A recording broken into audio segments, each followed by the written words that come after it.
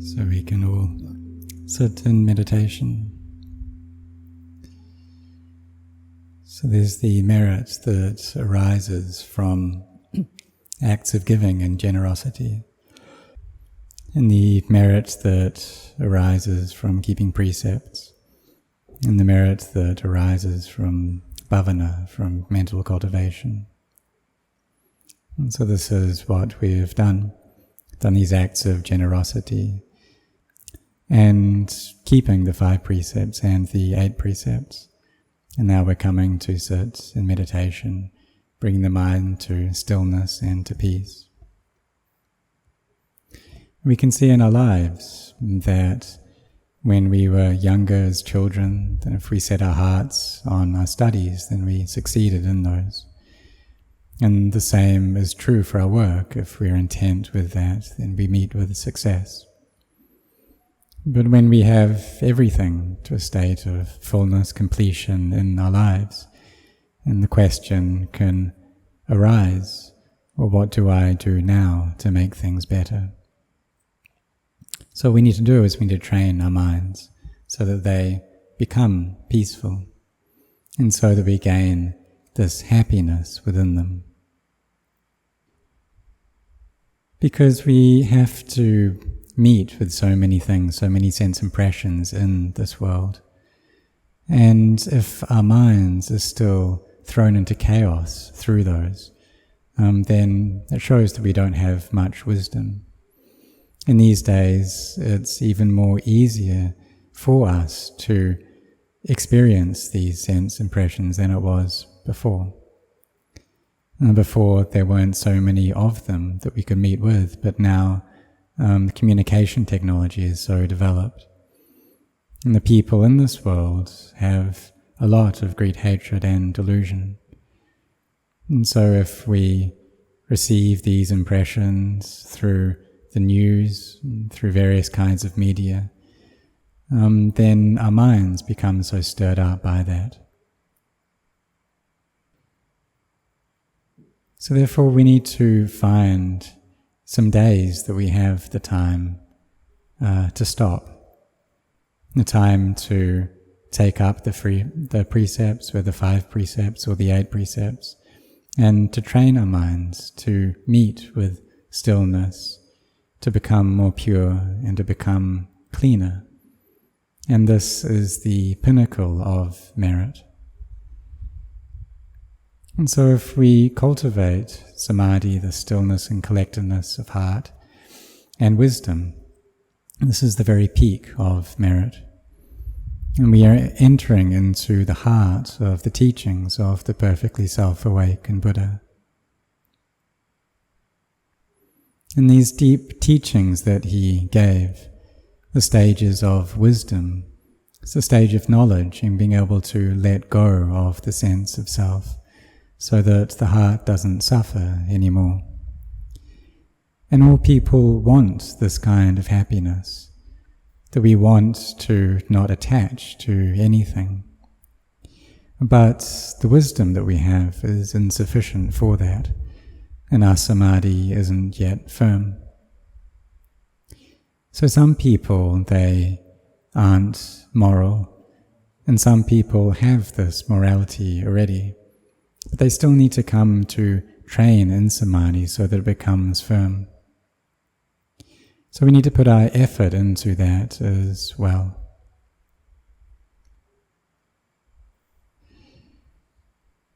Because our minds, they have these habits within them.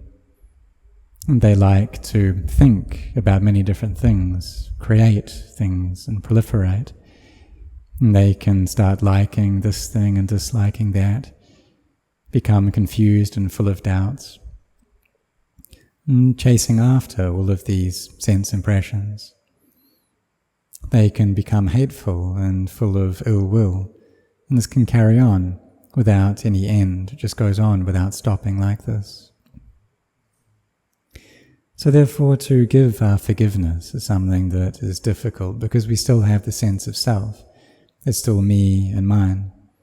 You still attach to things that happened in the past as being me, belonging to me. The mind carries on proliferating like this. So as practitioners, we need to see the drawbacks in going after these sense impressions, the drawbacks of the mind that is chaotic like this. And so we come to train our minds. In most cultures, there's a time or a day of the year where there are ceremonies concerning recollecting ancestors who have passed away. And so in one day of the year we have this, recollect these ancestors, recollect the goodness that they had. And then people ask, well, what can we give them? Well, we can cultivate merit and skillful deeds for them, wishing that if they have happiness now, may that happiness grow. And if they are in suffering, may they be freed from that suffering. And so we have a day to cultivate merit and dedicate it like this. And so in Chinese culture, there's a day for this, a day for the ancestors and those who have passed away. And in Thailand, in Burma, and Mon culture, they have this as well.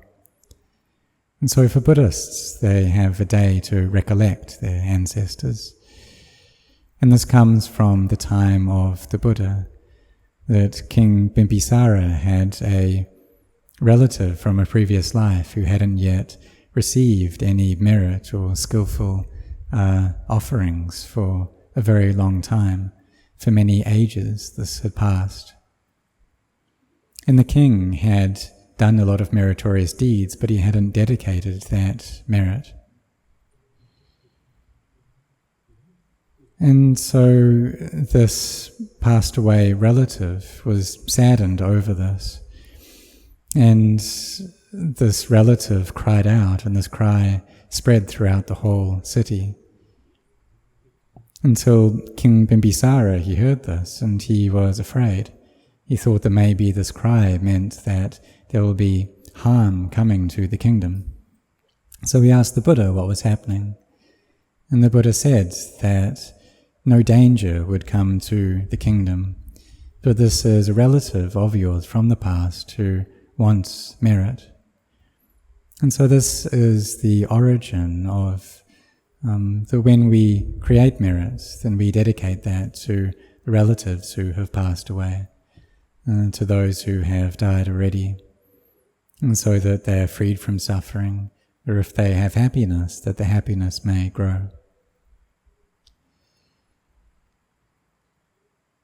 So as Buddhists, if we wait until we die for merit to come to us, thinking that our relatives will dedicate merit to us, well, it's possible that they'll forget to do this. So we should create it ourselves first. So whatever generous acts that we can do, then we should do those. We should keep the precepts, and we should cultivate our minds. And when we've been generous, then this will give us happiness of heart. But this happiness is also a natural state of Dhamma. It's something that arises, stays for a while, and ceases. And even the happiness that comes from meditation is like that as well. It arises, it stays for a bit, and then it ceases. So we need to do these things frequently. And just like how when we eat food, that we eat our breakfast, and then after a bit of time we use up that energy already. So then we need to eat lunch to refill that energy, and then eat dinner again. Maybe some people just eat once or twice a day, but when their energy runs out, then they get exhausted. So they need to refill that energy, to put in new protein and carbohydrates into the body, and so that the body gains new energy. And so it's like this with the merit that we do. So when we do that, then we experience a fullness and a contentment and a happiness of heart. And then we should recollect that merit. And we can do that all throughout the day. So like when we come to the monastery and do good deeds here, and then you go back home, but you can recollect that goodness, recollect that generosity, those skillful acts of karma, in order to bring the mind to happiness and joy. And the mind can constantly be in that state through that merit that we do. So we see that people who do these good deeds constantly, then they have a very bright and joyful appearance. They have kindness and they have compassion. And this is even more so if they don't wish for anything in this world, then their appearance becomes very bright and joyful. It's like sometimes there are civil servants who think that, well, they have enough already. In the position that they're in, the status that they have in their job, well, it's enough already. That if that gets raised, then that's okay. But they're also someone who is content with little. So if they don't get a promotion, then that's okay as well. And their hearts are full as they are right now. And so this inner upliftedness of heart, or this joy of heart, is something that is very important. And it's more important than external position or status. Because it's possible that when we get this, the mind becomes gloomy and sad because it attaches to that. And so those people who attach to that external status just can't compete with those who don't attach. Because the heart is the leader, that we succeed in things through our hearts, through our minds. So we should recollect the meritorious things that we've done, follow up on those deeds and recall them to our minds. Recall the barami of the Buddha, the Dhamma, the Sangha, bringing the mind to joyfulness. Recollecting the devas, recollecting the chanting that we've done, the generosity that we've done, and then the heart can become joyful through this again. Recollecting the precepts that we've taken up today, and the heart can become joyful through that. And so these are the anusatis, the objects of meditation, of recollection. That we recollect, then the heart becomes full. Recollect the merit that we've done. And so the skillful deeds that we've done, these are very great deeds, very good things that we've done. And through them, then we're building this inner stability and peace. Some people have a lot of external wealth, but they don't recollect their merit. That they just have this wealth and they find happiness in using that wealth. But for some people, they have wealth and then they portion some of that to do skillful deeds, to give that away and receive the happiness that comes from that. And then they recollect the meritorious things that they did last year and the year before that and the years preceding those, whether they were just big deeds or small deeds. And their minds become contented and filled with happiness through that. So as we do that, then this merit grows and our samadhi grows as well. And the samadhi is a great form of merit. It's something that's really incredible. When the mind and the body become light, the mind becomes still and at ease through our meditation. And then it can separate out from the body. The body is one thing and the mind is something else. And then when we receive sense impressions, things that are the basis for the arising of greed, hatred and delusion, the mind doesn't follow after those. That the mind can separate out from these impressions, just like oil and water are separated, they're not mixed together. So when the mind is like this, If it becomes still and at ease, then it can separate out. But if the mind isn't still, then these things mix together as though they're one thing. There's the sense of self, me and mine, and everything just gets stirred up and turns into a mess. So we need to be very cautious. We need to train our minds. And when we train our minds well like this, then one day they'll gather together into samadhi, and wisdom arises.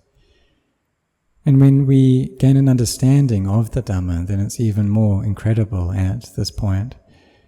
And we had thought before that maybe this was impossible to happen, that the mind becomes so joyful and happy like this.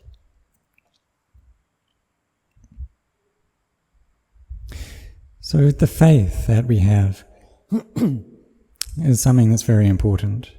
It's like today, the Lunar Observance Day. We have the faith to keep the precepts, whether 5 precepts or the 8 precepts, to have this sense of composure that brings out peace and happiness. And as lay people, you can keep the 5 precepts, and this is a quality that Sotapannas, that stream enterers have, that even once returners have this. This is a quality that supports that state. And it's something that's not easy to do, to keep. And so you should be really proud of doing that. Because once returners, Sakadagamis, they have this quality of morality, of the 5 precepts. And when we keep these, then the defilements become thinner and lighter, so they have great benefit for us.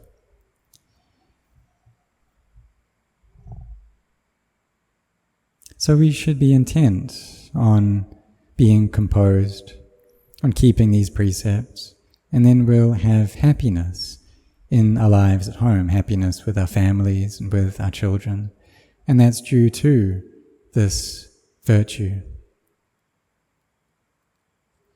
Because some people, they have a lot of wealth, but they don't keep the precepts, they don't have this virtue. And what's it like then? There can be so much chaos, that all day at home there's just complaints, that people shout at each other, that they scold one another. There's no peace at home. The husband and the wife fight with one another. There's just little issues that come up and then they get into arguments over them. And there's all this chaos there. And they have children, and then the husband tries to look after the children one way and the wife in another way. They get into arguments about that. And they don't have happiness because they're lacking in virtue. But if that family has virtue, even though they may not have much external wealth, they just have enough to be able to get by, they can still be very happy. They have this peace and fullness and joy at home. And so as lay people, this is something that we're able to achieve. It's something that the lay disciples of Ajahn Mun and Ajahn Chah had done. That they had taken these precepts, these 5 precepts, as their foundation. And this is something that we can do as well. And when we do this, then this becomes a noble wealth for us. And so this is something that has great value. And when we do it, then our hearts become at ease. But sometimes people, they use their wealth to buy external things of value. For example, they buy a car that's worth millions of baht, and they think that when they get that, then they'll be comfortable and happy. But when they get that, then maybe the car becomes broken, and then they suffer a lot. The suffering isn't done with. And they get this car, but suffering comes following them too. But if we have virtue, then this is a wealth for us, and a wealth that people aren't able to steal. It's something that truly belongs to us. Because external wealth is still subject to danger. But this internal wealth is far away from danger, so that's why we call it an Arya form of wealth, something that's far away from the things that can harm it. And so those beings who have minds of Aryas, noble minds, these are minds that are far away from the defilements, far away from the things that that pull them down and make them sad. So we should all be intent on our meditation and building up merit and skillfulness, because these meritorious and skillful deeds are the things that will take us to Nibbana. They lead us into samadhi and wisdom, into seeing conventions and then seeing liberation and freedom. And this is something that's really amazing and something that I want for all of you to experience, for all of you to enter into emptiness, into that state of not self. All things are empty. And here the mind experiences happiness to another level, and something that is beyond the world. It's lokutara. It's a niramissa sukha, this great happiness, a happiness above the world. And this is something that the Krubajans, the great teachers, have practiced and reached already, and it's something that they've taught us to do as well. So may all of you put this into practice, so that your heart experiences this kind of joy, and so that you meet with these kinds of results. And for myself, when I was a layperson, I was just like everyone here, doing meritorious deeds. I had the faith to offer food to the monks on alms round, to meditate, to chant, to keep the 5 precepts and the 8 precepts on the lunar observance days. And then as my faith grew, I kept the 8 precepts every day, because I didn't have a family. And so people without families, they're able to do that. But for those who do, they can keep the 5 precepts and then the 8 precepts on the lunar observance day, 1 day a week. And then meditate and chant. I would chant the Dhammacakkappavattana Sutta every day, until there was this great joy and contentment in my heart. And then the meditation and the samadhi grew. And I put my efforts into that because I really wanted to gain results. I wanted to know, well, what is the state of sotapanna, of stream entry, like? What is that like? And I wanted to get there because I was afraid of hell. Because the mind, it's not a sure thing. My mind would think about this thing and that thing, sometimes have greed, sometimes hate, sometimes delusion. And sometimes there would be bad thoughts in it. And if I died in a state when the mind was bad, then the mind would drop and possibly go into hell. And there's great suffering and torture in that state, and I didn't want to go there. And so therefore I practiced in order to bring the mind up, to bring it to a state of peace. This is something that the great teachers have instructed for us to do, that has this great benefit for us. And they've given us these teachings, they've practiced this way already. And so when we do this and follow this way, and then the mind can gather together and we can see all things as being conventions. And see how there isn't really form that's there, that form is emptiness. And when we separate form out, that what we're left with is emptiness. And so therefore emptiness is form. That we normally take form to be a self, to be this and that, but truly that's absent from the form. That form is emptiness. Emptiness is emptiness. But through conventions, we take it to be form, that we call it that, but in really it's just emptiness. that when these things come together, when there's light and there's colour, then we see a form. It appears in various sizes. But if we pull that all apart, then there isn't anything. So really all of the things that we see, these are like visual tricks. These are forms that we see, but in reality, it's not actually there. In this body, it's the same. We take this body to be a self, but that's through the delusion of the mind. But if we gain knowledge, then we'll see it's just composed of natural elements, that it's not me. It's just that. It's just what it is. And it's really incredible when we see that. And that there can be great peace in the mind at that point. And we see there's really no being there. And we see people walk around, but there's no person. There's no being, no individual, no self, no other. And so what is it then? If we're going to call it anything, we call the body a biological machine.